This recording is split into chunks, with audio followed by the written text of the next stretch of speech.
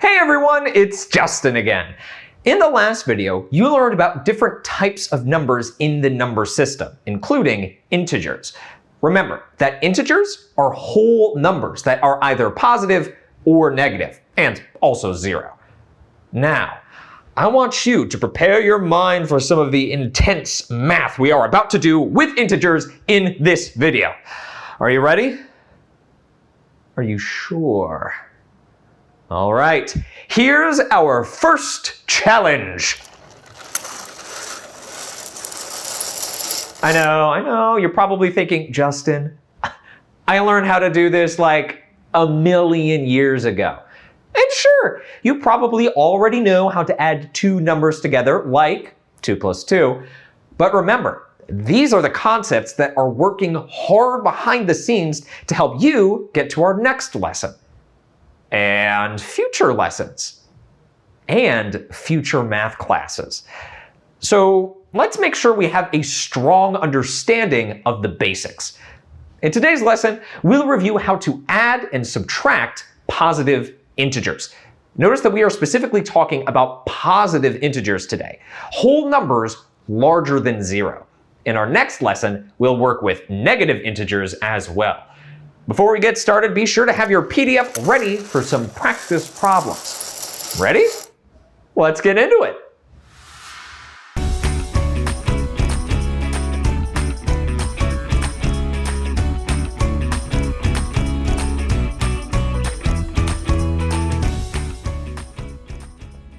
(24 plus 8). This is maybe something you could do in your head, but now that we're back to the basics, let's break down what's really going on when we add positive integers. First, let's visually represent it with base 10 blocks. 24 is made up of 2 10s and 4 1s. And 8 is just 8 1s. Now, when we add these together, we have 2 10s and 12 1s. But what's another way we can think about 12 1s? 12 1s is the same thing as 1 10 and 2 1s. Now we regroup our 1s into a 10, and we have a total of 3 10s and 2 1s, which is 32. Therefore, 24 plus 8 equals 32. Of course, we don't want to draw a picture every time we need to add numbers together, so we can represent this process of regrouping in another way.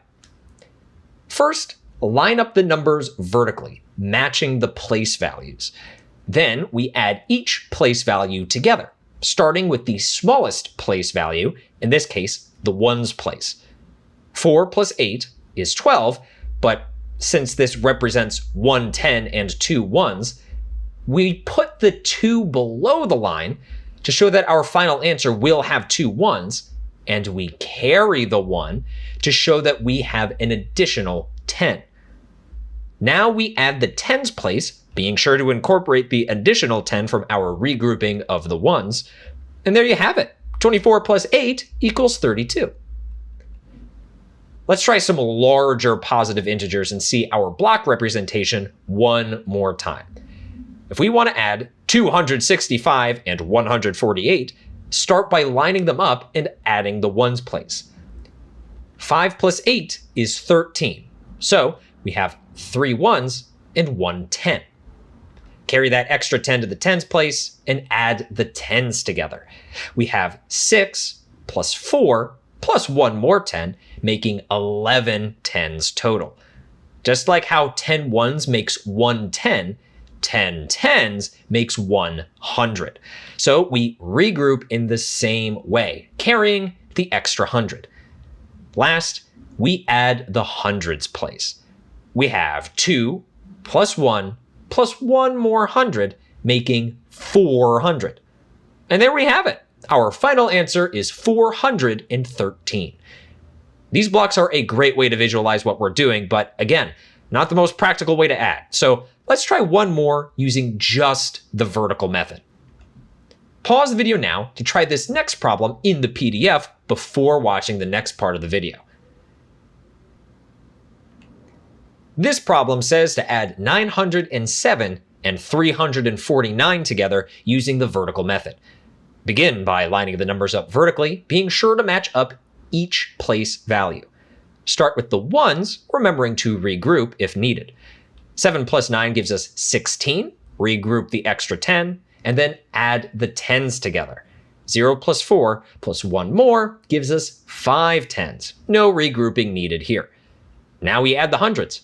9 plus 3 gives us 12 hundreds, which means we have 1,000 and 2 hundreds. Notice that when we carry the 1,000, there is nothing else to add it to, and that's okay. That just means we have 0 plus 1 extra 1,000, giving us 1,000. And there we have it. The final answer is 1,256.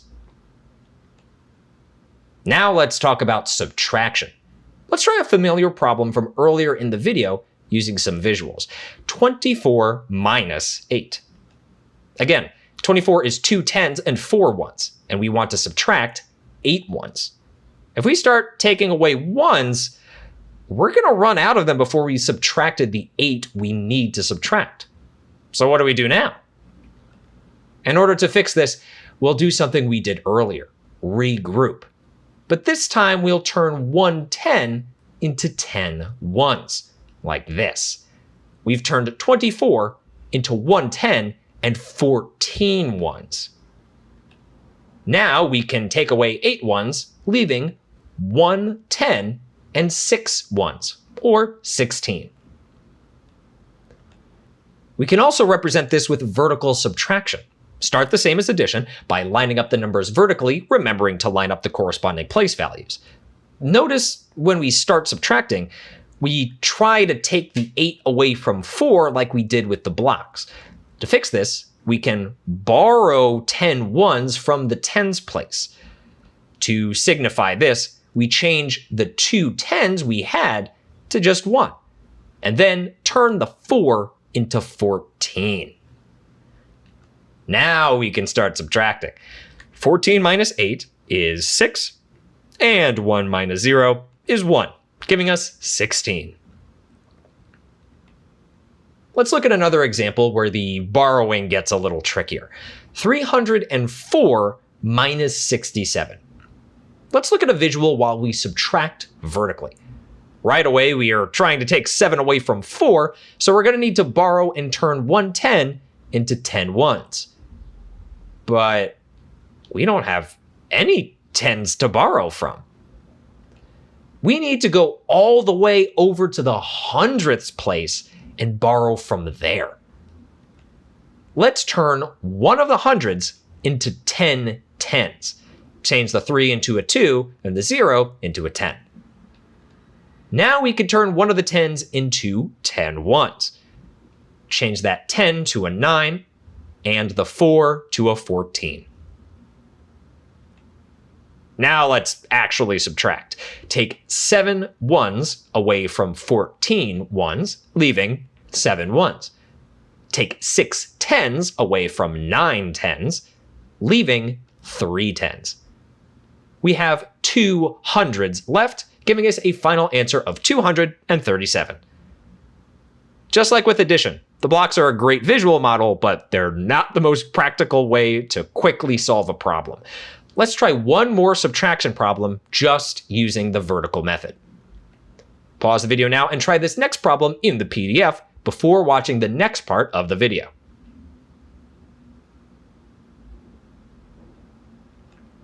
This problem says to subtract 2,176 from 3,004. Whew! Start by lining up the numbers vertically and by place value. Right away, we'll have to borrow, but we've run into a familiar problem. We don't have any tens to borrow. On to the next place value, but again, nothing to borrow. Let's keep moving to the thousands place. Now we can actually borrow something. We turn the 3 into a 2 and the 0 in the hundreds place to a 10. Now we can borrow 100 and give it to the tens place. Change the 10 to a 9 and the 0 to a 10. Finally, we can borrow a 10 from the tens place and give it to the ones. Change the 10 to a 9 and the 4 to a 14. Whew! Now we can actually subtract, and when we do all that, we get a final answer of 828. Let's recap what we've covered today. When adding or subtracting, start by lining up the numbers vertically, matching the place values. When adding positive integers, be sure to regroup by carrying to the next place value if needed. When subtracting positive integers, watch out for situations where you need to regroup by borrowing from the next place value. Now that we've reviewed this and this, how do you think we'll do this? Or this? We'll start to learn about these types of problems in the next lesson when we incorporate negative integers. So get ready by practicing your addition and subtraction skills with positive integers using the practice game. See you next time.